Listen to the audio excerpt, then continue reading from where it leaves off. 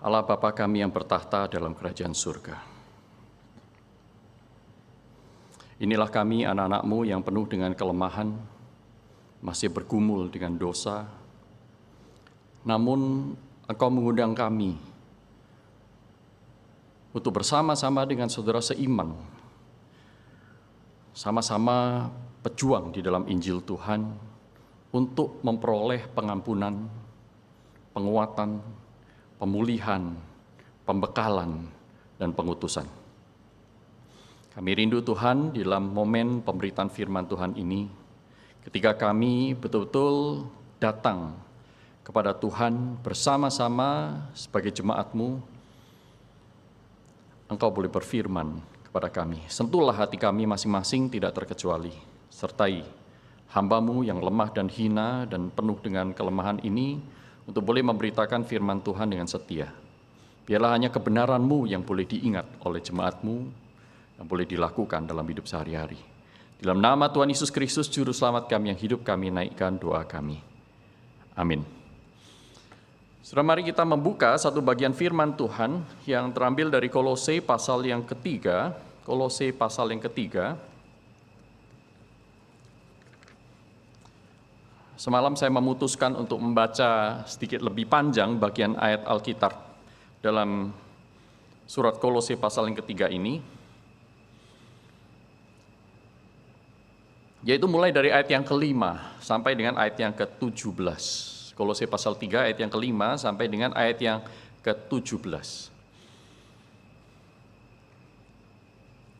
Demikian bunyi firman Tuhan. Karena itu, secara singkat, karena engkau telah menerima Injil Tuhan, yang disampaikan oleh Paulus di dalam bagian-bagian sebelumnya. Karena itu, matikanlah dalam dirimu segala sesuatu yang duniawi, yaitu percabulan, kenajisan, hawa nafsu, nafsu jahat, dan juga keserakahan yang sama dengan penyembahan berhala. Semuanya itu mendatangkan murka Allah atas orang-orang durhaka. Dahulu kamu juga melakukan hal-hal itu ketika kamu hidup di dalamnya. Perhatikan kata ini, dahulu kamu juga melakukan hal-hal itu ketika kamu hidup di dalamnya. Tetapi sekarang buanglah semuanya ini, yaitu marah, geram, kejahatan, fitnah, dan kata-kata kotor yang keluar dari mulutmu. Jangan lagi kamu saling mendustai, karena kamu telah menanggalkan manusia lama serta kelakuannya, dan telah mengenakan manusia baru yang terus-menerus diperbarui untuk memperoleh pengetahuan yang benar menurut gambar kaliknya.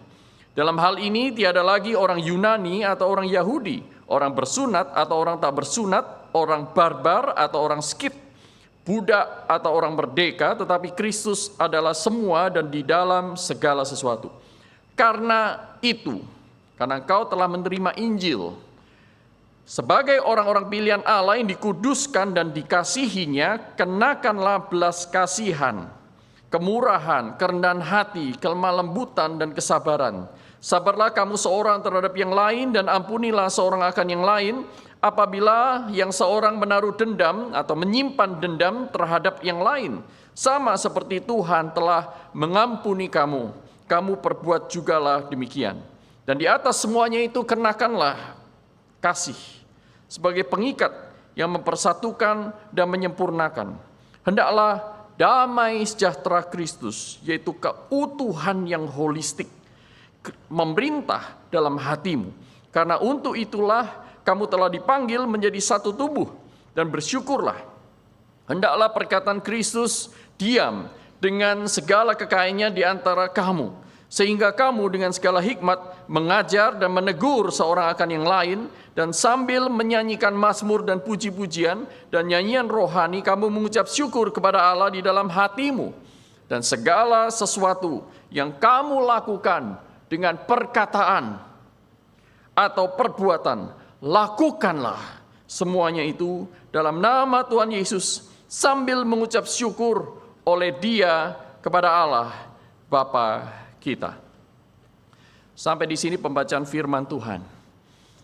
Saudara yang terkasih dalam Tuhan, di bulan lalu dalam sesi sebelumnya kita menyadari bahwa secara umum saudara dan saya tidak menyadari sekali dan mengakui bahwa tidak ada orang yang bisa hidup sendiri. Setiap kita membutuhkan komunitas.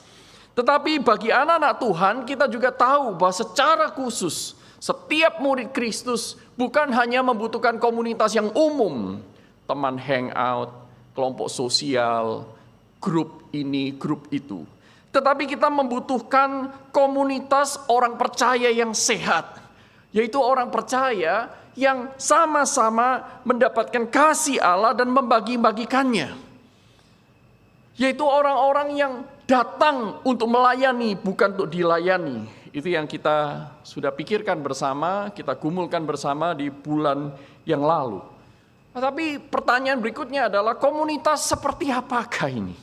Siapa yang bisa memiliki komunitas seperti ini? Apakah kita sudah memilikinya? Adakah komunitas seperti ini di sekitar kita? Saya menyebut komunitas ini adalah komunitas para petobat. Community of Repentance, yang kumpulannya adalah orang-orang yang bertobat, yang terus-menerus bertobat, dan bahkan melalui kehidupannya mempertobatkan orang lain. Ini komunitas pertobatan, komunitas para petobat. Atau di dalam bahasa gaul sehari-hari, saya bisa mengatakan bahwa komunitas ini adalah komunitas mantan pendosa.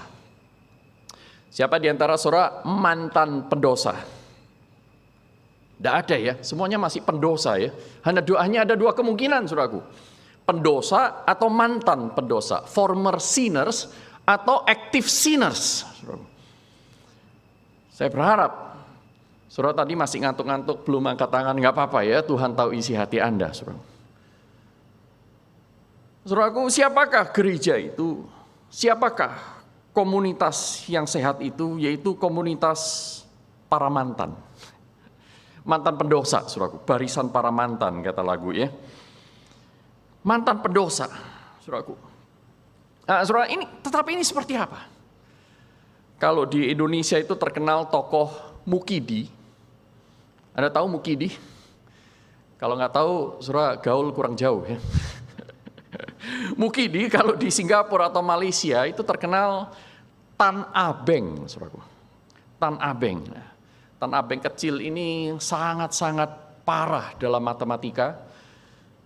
Mamanya sudah berjuang keras memberi waktunya untuk mengajarin dia setiap kali pulang sekolah, mengerjakan PR bersama-sama, menggunakan flashcards untuk menghafal rumus-rumus matematika. Sudah ikut bimbel sana sini, tutorial ini itu, dan tidak berhasil. Akhirnya mamanya putus asa, satu-satunya jalan. Di homeschooling juga nggak bisa nih anak ya. Satu-satunya jalan adalah menyerahkan mereka ke sekolah Katolik. Pada hari pertama, Tan Abeng masuk dalam sekolah Katolik itu, saudaraku, tidak ada laporan apa-apa dari sekolah mengenai Tan Abeng yang sangat terkenal nakal ini. Begitu pulang, mamanya heran. Kenapa Tan Abeng ini, Abeng ya panggilannya, tidak menyapa mamanya, biasanya datang pulang ke rumah itu selalu memberikan cipika-cipiki ke mamanya. Tapi kali ini tidak, dia dengan wajah yang serius, murung, dia taruh tasnya, dia langsung masuk di kamar dan buka buku dan belajar. Orang jadi heran. Mamanya dia, kamu ngapain? Dia nggak jawab. Dia buka buku, dia belajar, kerjakan tugas. Kemudian malam hari, Abeng turun, makan. Abeng turun makan, tidak bicara apa-apa, selesai makan, langsung cuci piring, langsung naik lagi, belajar lagi sampai malam. Saudaraku, mamanya ngitip-ngitip, waduh luar biasa. Dan ini bukannya satu hari, bukannya satu minggu, bukannya satu bulan, satu semester Abeng ini terus-menerus, serius, fokus belajar. Sampai hari terakhir semester ketika raport itu dibagikan, Abeng pulang membawa rapotnya dan berkata kepada mamanya, ini rapotku semester ini. Lalu dia langsung masuk lagi ke kamarnya, diam, tidak berbicara apa-apa. Mamanya buka rapotnya, wow, nilainya bagus-bagus semua. Khususnya matematikanya dapat A. Wah, mamanya gak tahan, saudara. Mamanya gak tahan, mamanya langsung masuk ke kamar Abeng. Abeng, ada sesuatu yang mama ingin tanyakan kepadamu. Mama tidak tahan, terus-menerus mencari jawabnya. Apa yang terjadi padamu? Apakah mereka mengancam kamu? Apakah sesuatu yang besar itu terjadi? Kok kamu bisa seperti ini? Sama sekali tidak pernah diharapkan. Well, maaf, tapi mama senang begitu. Nilaimu bagus sekali. Coba kasih tahu mama dong, apa yang terjadi? Kemudian Apeng berkata, Mama, hari pertama saya masuk di sekolah ini, suster di depan kelas kami mengatakan, kalian semua harus betul-betul rajin-rajin belajar. Kemudian semua siswa dikumpulkan ke kapel, dan di sana saya melihat seseorang telanjang, digantung, disalib di tengah ruangan. Lalu saya berpikir, mereka tidak main-main dengan ini.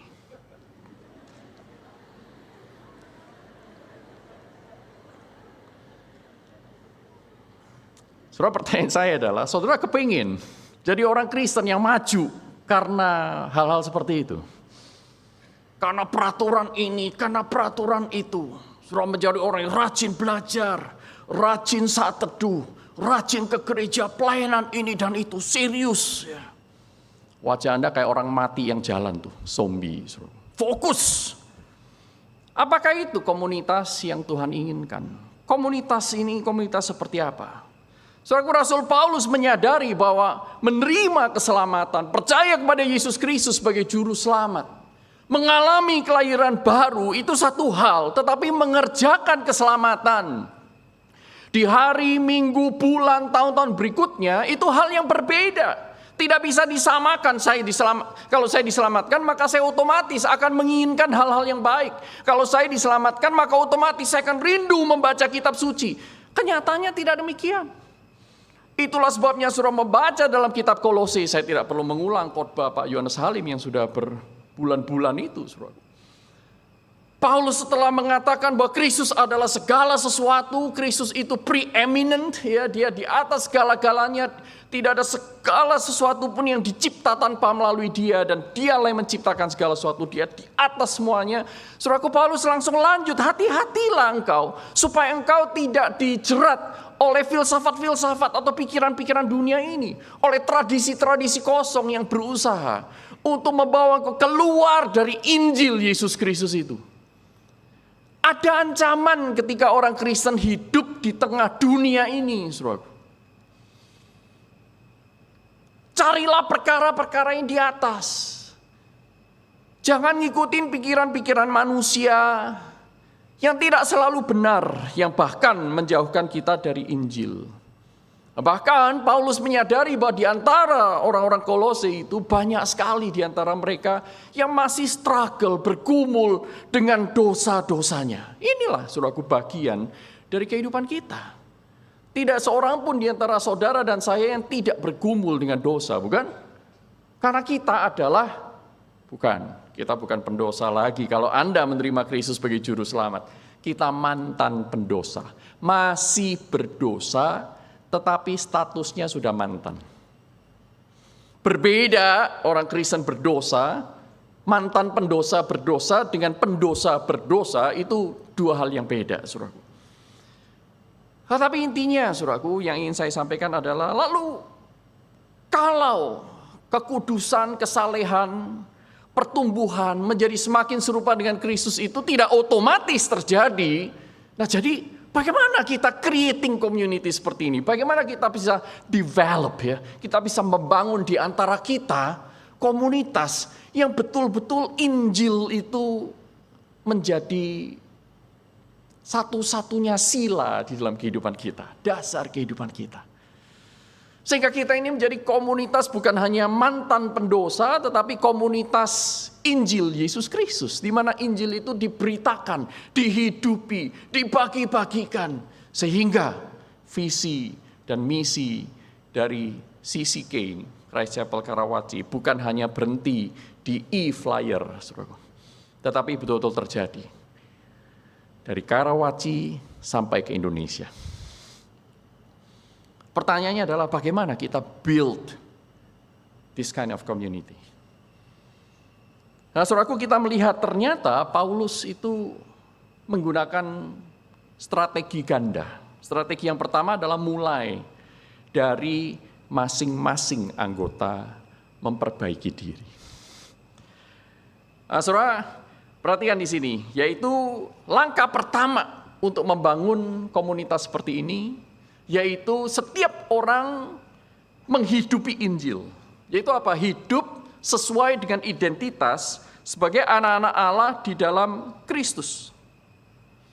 Saudaraku, perhatikan di sini bahwa Paulus tidak memandang masalah-masalah yang ada, bohong, serakah, hawa nafsu, itu sebagai masalah moral atau etika belaka. Perhatikan ya, tadi kita sudah membaca dari ayat yang kelima itu, saudara.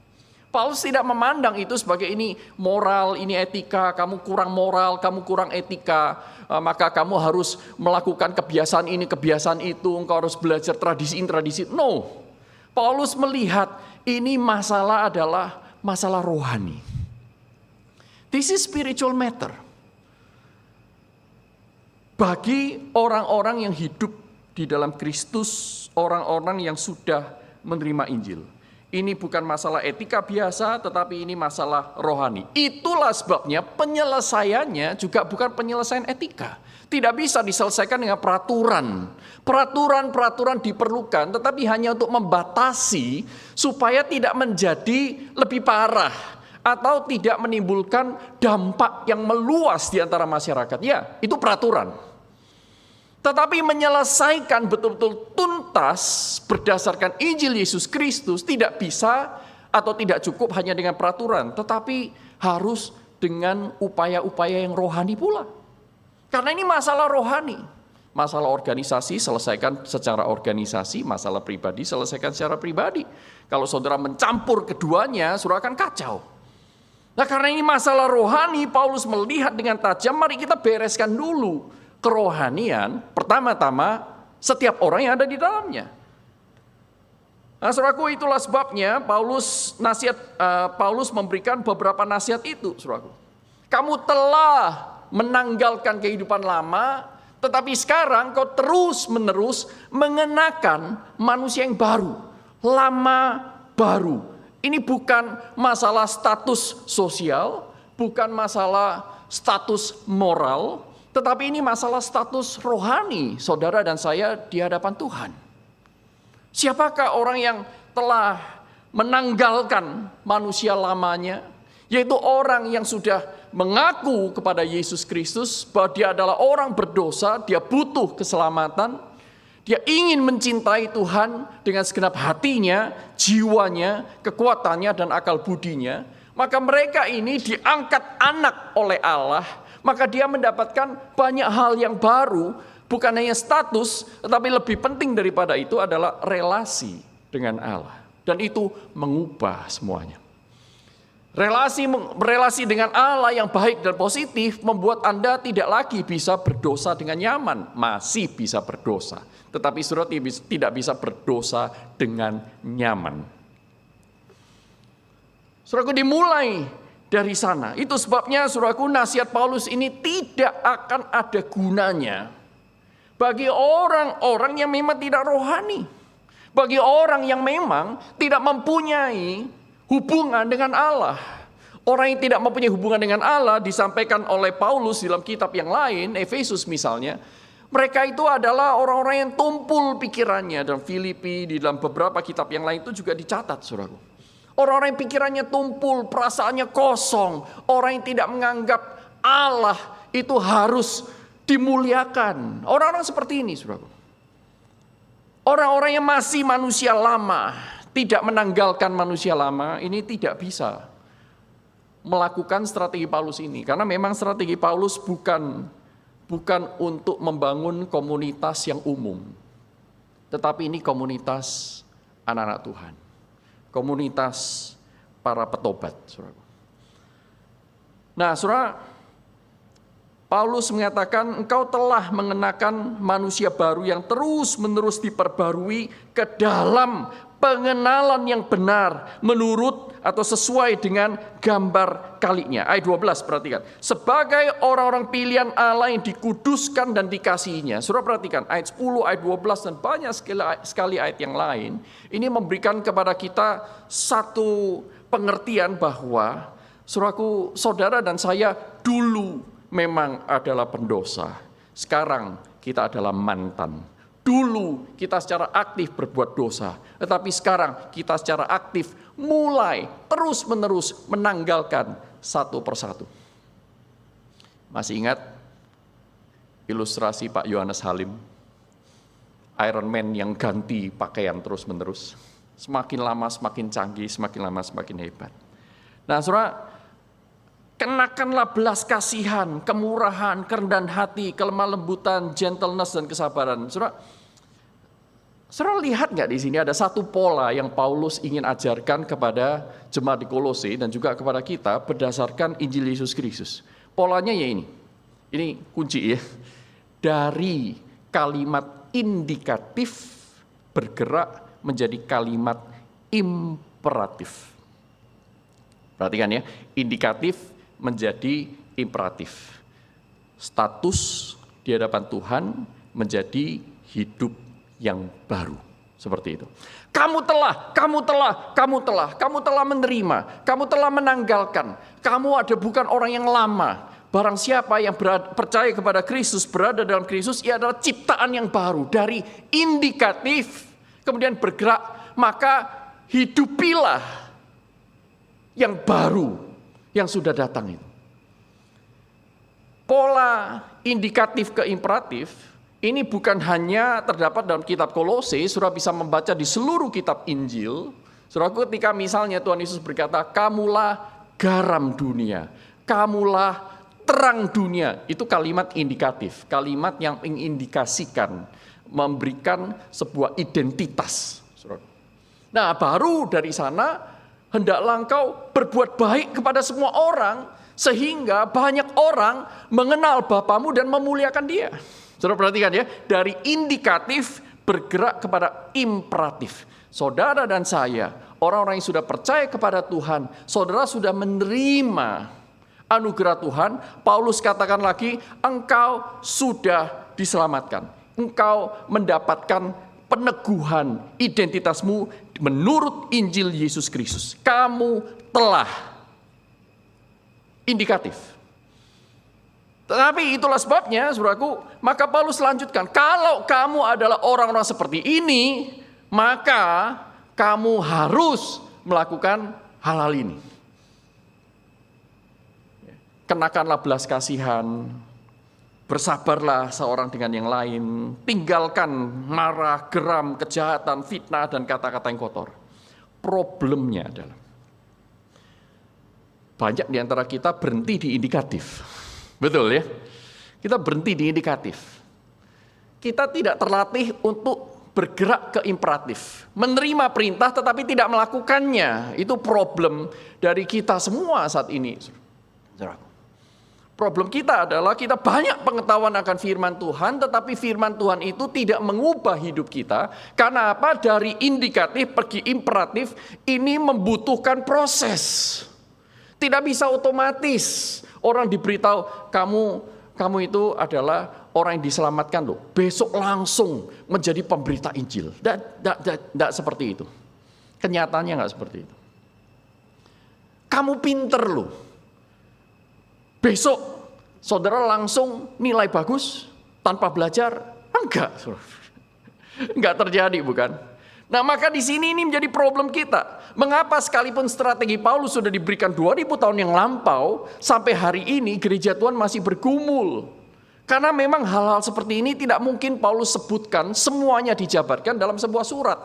Tetapi Paulus memberikan kepada kita atas kehendak dan kedaulatan Tuhan prinsip-prinsip yang penting. Saudaraku, mari kita lihat strategi Paulus ini. Jadi strategi Paulus itu mulai dengan apa? Mulai dengan pengajaran. Dia mengajarkan hal yang benar tentang Kristus, tentang keselamatan, tentang kehidupan Kristen. Pengajaran diberikan. Ya. Dan kemudian Paulus memberikan awareness. Langkah kedua itu adalah awareness. Kamu telah. Aku sudah memberitakan kepada kamu, inilah Injil itu, dan kamu telah menerima Injil itu. Jadi menyadarkan kepada kita, ya, bahwa saya ini bukan orang biasa. Ya, saya orang biasa menurut dunia, tetapi saya ini dikasih Allah. Kamu telah dikuduskan dan dikasihinya, kata Paulus di ayat 12. sebagai orang-orang pilihan Allah. Jadi Paulus ingin menanamkan awareness itu kepada saudara dan saya, sehingga dari sana kita sampai kepada langkah berikutnya adalah memberi perintah. Sehingga ketika awareness itu muncul, Paulus memberi perintah, karena perintah itu tidak ada gunanya kalau seseorang tidak aware siapa dia, begitu. Ya. Nah, setelah diberikan perintah dan petunjuk untuk perubahan hidup yang konkret ini, maka sekarang yang harus dikerjakan oleh setiap orang adalah menaati perintah itu. Sekali lagi, problemnya adalah bagaimana kita dari pendosa yang tidak taat firman Tuhan, sekarang mau berubah menjadi mantan pendosa yang mulai belajar taat firman Tuhan. Sekali lagi, tidak mungkin dengan kekuatan kita sendiri, betul? Berapa banyak di antara Anda dan saya yang bergumul dengan dosa itu? Abraham berbohong, Yakub menipu, Nuh mabok-mabokan, Yunus melarikan diri, Daud berzina, Petrus menyangkal, murid-murid Yesus yang lain melarikan diri meninggalkan gurunya, Thomas meragukan kebangkitan Kristus. You sow procrastination. Pak Yohanes Halim makan gak ngajak-ngajak. Saudara dan saya masih bergumul dengan dosa itu. Kita tahu yang kita lakukan itu keliru, tetapi toh kita masih melakukannya. Sulit sekali menjadi orang yang taat. Kita tidak bisa bersandarkan kekuatan kita sendiri. Yang kedua, kita membutuhkan kekuatan Tuhan, bukan yang lain. Dan ada banyak sekali bagian-bagian firman Tuhan yang lain yang mengajarkan kepada kita cara untuk menang. Misalnya di dalam Yohanes pasal 15 Tuhan Yesus berkata, tinggallah di dalam aku dan aku di dalam kamu, maka kamu akan bertumbuh.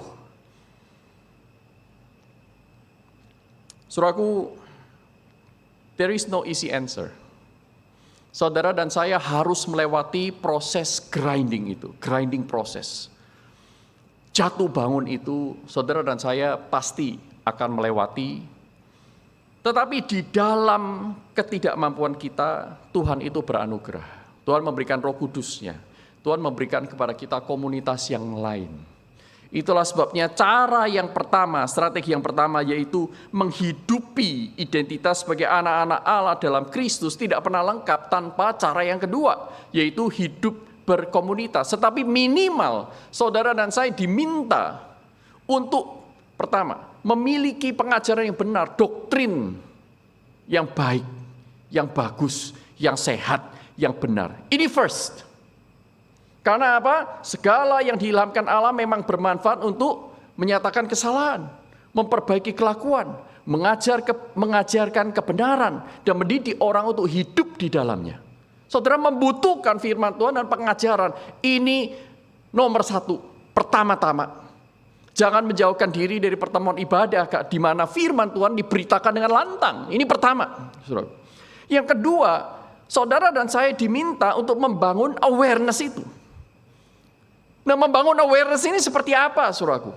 Saudara, di tengah-tengah kehidupan yang sibuk ini, saudara dan saya perlu meluangkan waktu untuk bergaul dengan Tuhan.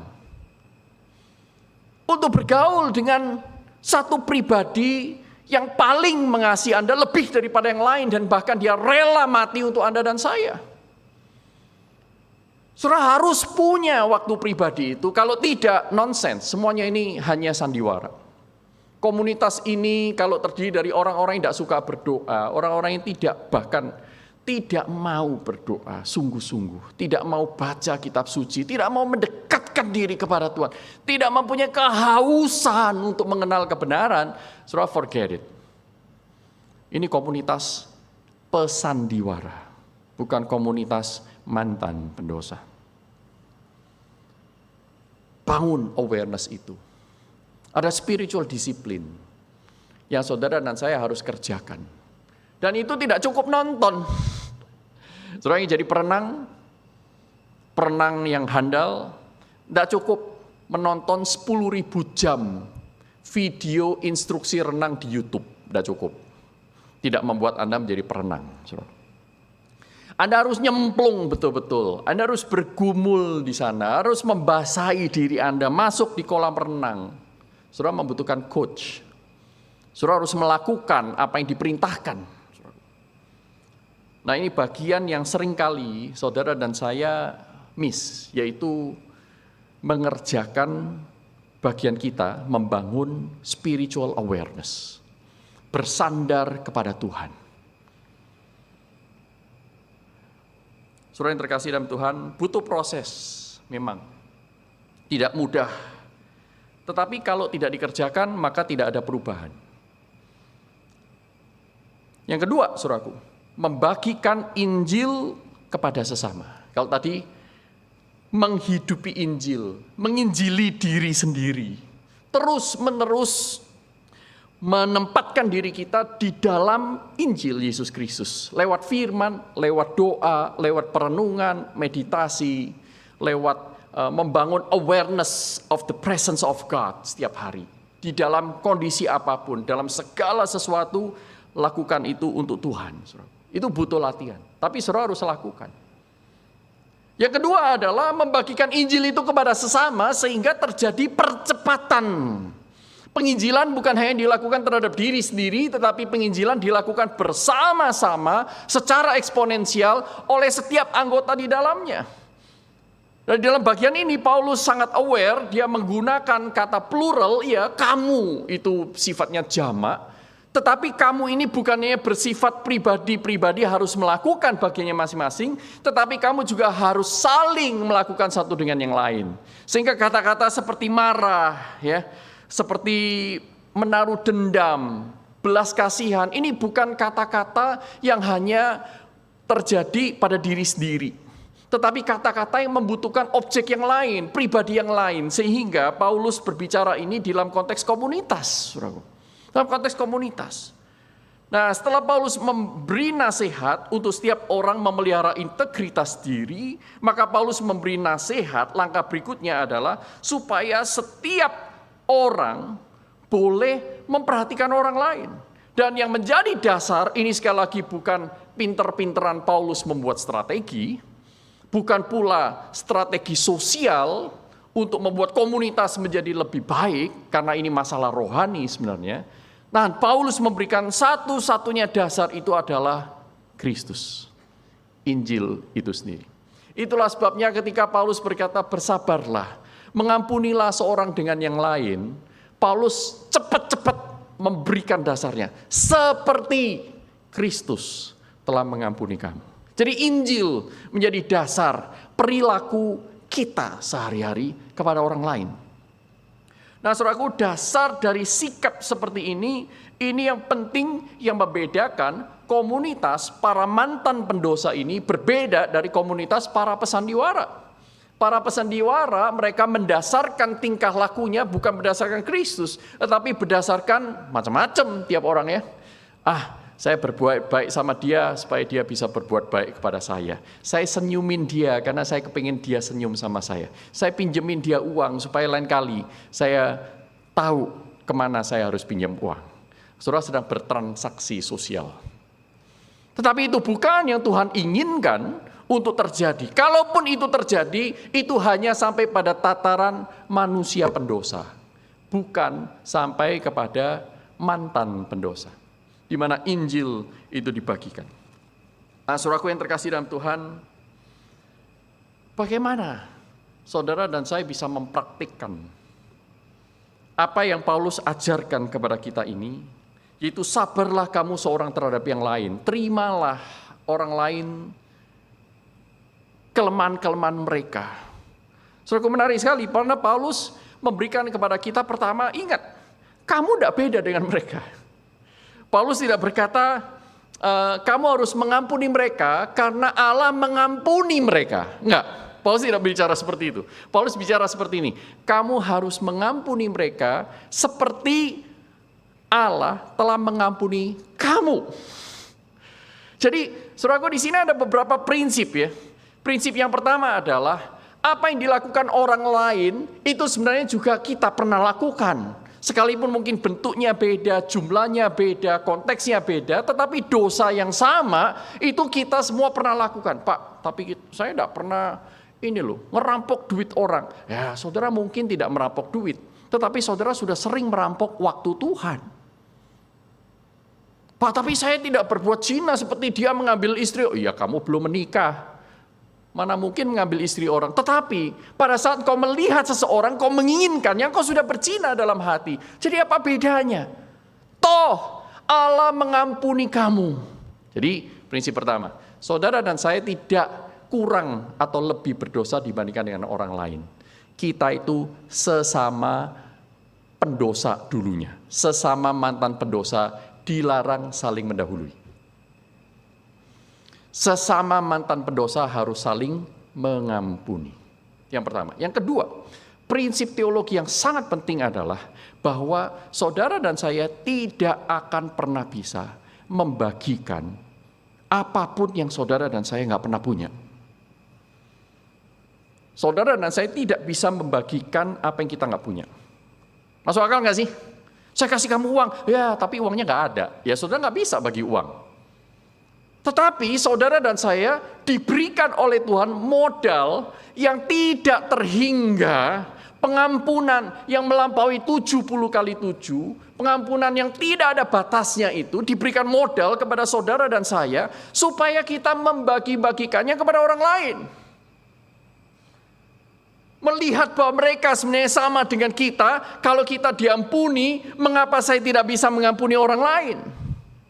Dosa dia terhadap saya itu jauh lebih kecil daripada dosa saya terhadap Allah yang maha tinggi. 10.000 talenta dibandingkan dengan 500 dinar mungkin. Dengan 50 dinar. Tidak ada apa-apanya saudaraku. Itulah sebabnya saudara dan saya diminta. Kalau kita itu betul-betul sudah menerima secara indikatif, kita sudah menerima Injil itu yang tak ternilai harganya, maka sekarang saatnya kita untuk melakukan imperatif itu karena modal sudah diberikan, awareness sudah ada, mari kita membagikannya kepada orang lain. Sehingga di dalam hidup bersama ini, setiap orang itu saling mengampuni. Tidak menaruh dendam satu dengan yang lain. Setiap orang tidak menyimpan kesalahan orang. Wah, saya simpan nih, saya screenshot WA-nya yang ngaco itu. Suatu saat aku bisa blackmail dia. Aku bisa simpan kalau dia ada apa-apa sama aku, ingat, aku punya pegang bukti. Saudaraku, komunitas seperti itu tidak membawa kita semakin dekat dengan Tuhan. Tidak menolong Anda untuk bertumbuh, tetapi menolong Anda untuk menjadi semakin serupa dengan dunia. Saudaraku yang terkasih dalam Tuhan, ketika anak saya yang besar itu masih kecil, kira-kira 4-5 tahun, waktu itu kami masih tinggal di Amerika, saya sedang studi, saudaraku. Oh bukan 4-5 tahun, belum 2 tahun, maaf. Belum 2 tahun ya, kami masih di Amerika. Dan seperti biasa, saya itu berangkat ke kampus untuk kelas, belajar, dan seterusnya. Istri saya menjaga anak saya berdua di rumah, waktu itu anak yang kedua belum lahir. Nah seperti biasa, saudaraku, kalau siang itu istri saya paksa anak kami itu untuk tidur siang, karena apa? Capek jagain terus, saudaraku. Jadi tidur ya, dipakein pamper seperti biasa, diranjang berdua. Satu kali istri saya itu dia saking capeknya dia tidur ya, waktu dia bangun, anak itu sudah tidak diranjang. Dia sudah bisa jalan ya.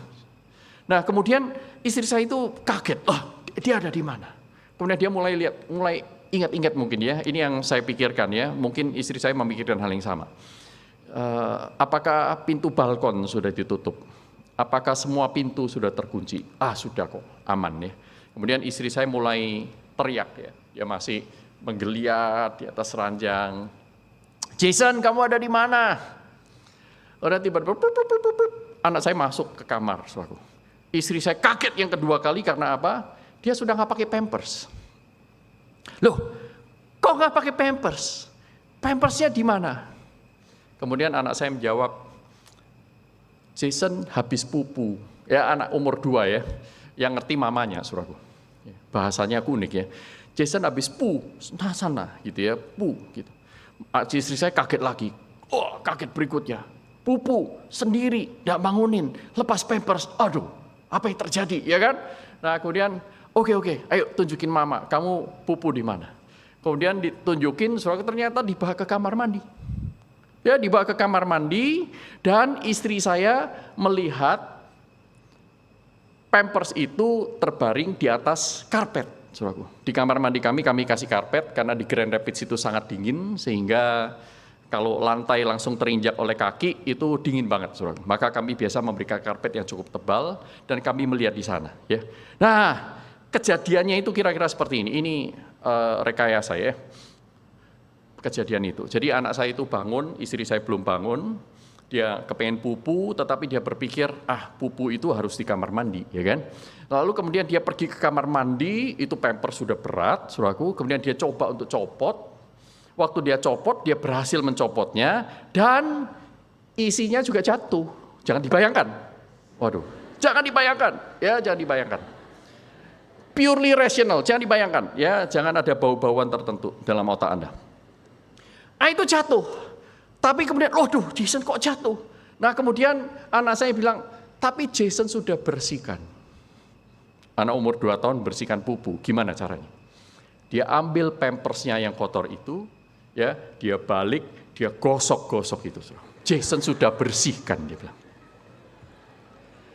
Sekali lagi, jangan dibayangkan, ya. Risiko Anda sendiri, ya. Nanti bisa mimpi-mimpi, saya nggak tahu deh.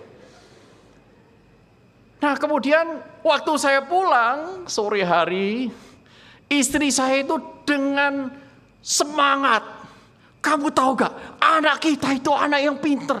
Loh iya, lalu dia menceritakan semuanya itu. Wow, kemudian istri saya bilang apa? Dia itu berusaha membantu kita, sekalipun dia tidak tahu caranya, atau caranya sangat terbatas. Dia ingin membantu kita, ini anak pinter sekali, dia bilang. Saya bilang, wah luar biasa ya. Saya bukan hanya belajar dari bahwa anak saya itu pintar, tapi saya belajar dari istri saya. Bagaimana memperlakukan anak sebagai anak. Ini anak. Jangan kamu harapkan dia jadi orang dewasa yang mengerti segala sesuatu, yang bisa pakai toilet, yang bisa membersihkan diri sendiri. Nggak bisa. Tapi dia sudah berusaha. Lalu pertanyaan terakhir saya, jadi kamu sudah bersihkan? Ya belum lah, itu giliranmu. Malam itu saya membersihkannya, saudaraku.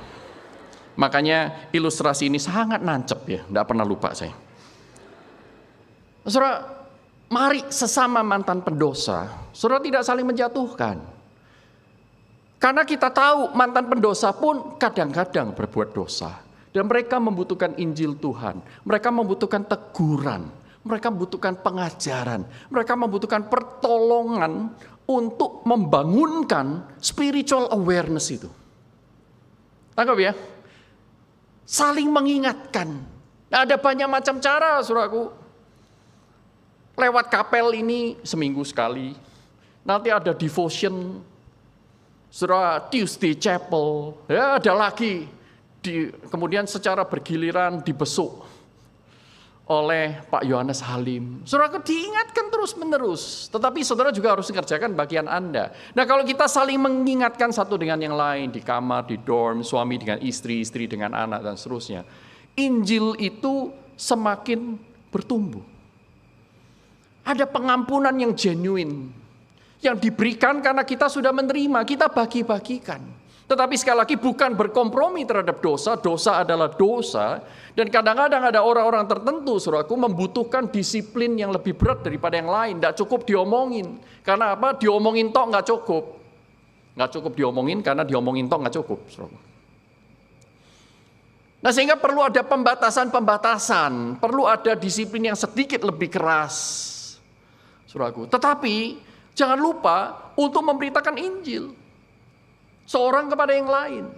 Nah, kalau setiap orang seperti ini, maka saudara akan mengalami Kristus di antara kita.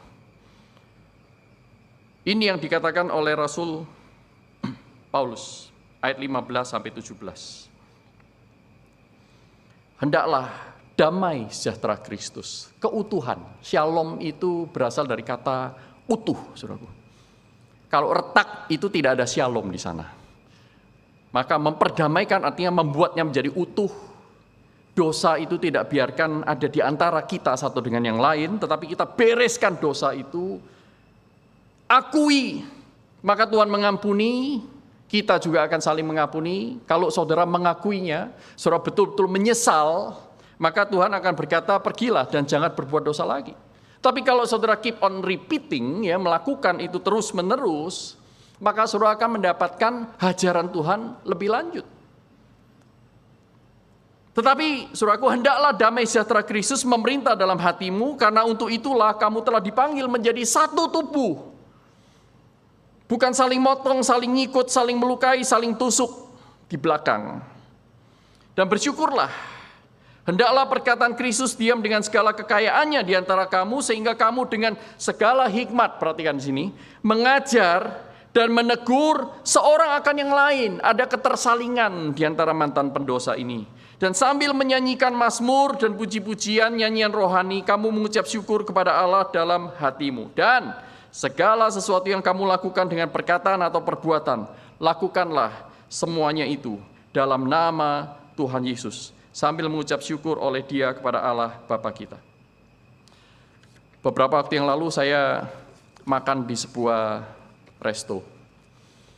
Setelah saya makan, ini saya sendirian. Tiba-tiba ada kecoa nongol di atas meja makan. Untung setelah makan. Lalu saya merasa jijik ya. Waduh. Lalu saya berpikir apa yang saya bisa lakukan ya. Kemudian saya bertanya kepada pelayan, apakah saya bisa bertemu dengan manajer? Apakah manajer ada di tempat? Oh, ada Pak. Sebentar ya Pak, saya panggilkan. Saya bertemu dengan manajer, saya berkenalan dengan dia, kemudian dia mengajak saya duduk di salah satu meja itu, dan saya menceritakan, Pak, pertama, saya ini pelanggan. Saya sering sekali di sini, saya enjoy tempat ini, dan setelah saya menyampaikan masukan ini pun, saya akan tetap ke sini, jangan khawatir, saya bilang. Loh Pak, ada apa? Gini Pak, lalu saya menceritakan ya, bagaimana saya mendapatkan penampaan itu, dan itu bukan cuma satu kali, saudaraku. Nah, kemudian saya katakan, waduh maaf Pak, ini. Lalu saya bilang, enggak apa-apa, tenang aja. Saya bilang ini ke Bapak, supaya apa? Supaya Bapak bisa menangani dan resto ini menjadi lebih baik. Tujuan saya bukan untuk menjatuhkan. Saya datang untuk menjadi sahabat, untuk menjadi partner, supaya Bapak bisa mengembangkan ini dengan lebih baik. Saya yakin kalau kebersihan itu lebih diperhatikan, maka banyak orang itu akan datang ke sini Pak. Saya tidak tahu ada berapa banyak orang yang tidak mau datang lagi karena mereka mengalami yang sama dengan saya, tapi mereka nggak ngomong. Tapi saya ngomong. Dengan tujuan untuk itu. Jadi, Pak, mohon kiranya Bapak boleh memperhatikan dengan baik. Wah, dia menjabat tangan saya erat-erat, saudaraku. Karena apa? Saya memberitahu dengan bersahabat. Saya tidak sedang menjatuhkan dia. Dan saya memberikan rasa aman kepadanya, sekalipun yang saya katakan itu negatif. Kemudian saya melanjutkan perjalanan, tidak lama saya menoleh ke belakang, ada 3, 4, atau 5 karyawan yang lain digerakkan oleh dia langsung membawa vacuum cleaner, menyedot semua meja, sela-sela antara kayu dengan frame itu, saudaraku, disedot semua, karena ada banyak sisa-sisa makanan yang mengundang serangga di sana. Nah, saudaraku, saya melihat, ini manajer yang baik. Saudara setuju dengan saya? Manajer yang baik. Saudara, mari kita tidak anti kepada teguran, tidak anti kepada kritikan, khususnya dari orang-orang yang mengasihi saudara dan saya. Karena apa? Teguran dan kritikan, kalau tidak diberikan kepada kita, saudara dan saya seringkali tidak sadar, awareness itu tidak muncul. Maka kalau Tuhan sediakan orang-orang yang berani merisikokan diri untuk Anda benci dengan menyampaikan kritik yang membangun, saudara harus pegang orang itu baik-baik. Dia orang yang paling mengasihi Anda. Dialah sahabat-sahabat Kristus yang peduli kepada kerohanian Anda. Mari kita tundukkan kepala, kita berdoa. Tuhan, pimpin kami untuk menjadi anak-anak-Mu yang terus bertumbuh. Kami sadar kami tidak bisa dengan kekuatan kami sendiri. Itu sebabnya Tuhan sudah menyediakan firman-Mu, menyediakan Roh Kudus-Mu, dan Engkau menarik kami untuk mendekat kepadamu. Tolong kami Tuhan, untuk dengan bertanggung jawab membangun relasi dengan Engkau, mencintai Engkau lebih sungguh sehingga kami boleh membenci dosa lebih sungguh pula. Mengasihi orang-orang di sesama kami, di sekitar kami, dan menjadi berkat bagi mereka. Menjadi agen-agen pendamaian, jadi saluran berkat. Kami rindu Tuhan komunitas di mana kami berada, mulai dari kami, boleh mengalami pertumbuhan dan Kristus dinyatakan semakin lugas, semakin jelas. Sehingga banyak orang tertarik untuk mengenal Kristus lewat kehidupan kami. Di dalam nama Tuhan Yesus Kristus, Juru Selamat kami yang hidup, kami naikkan doa ini. Semua yang percaya katakan, amin.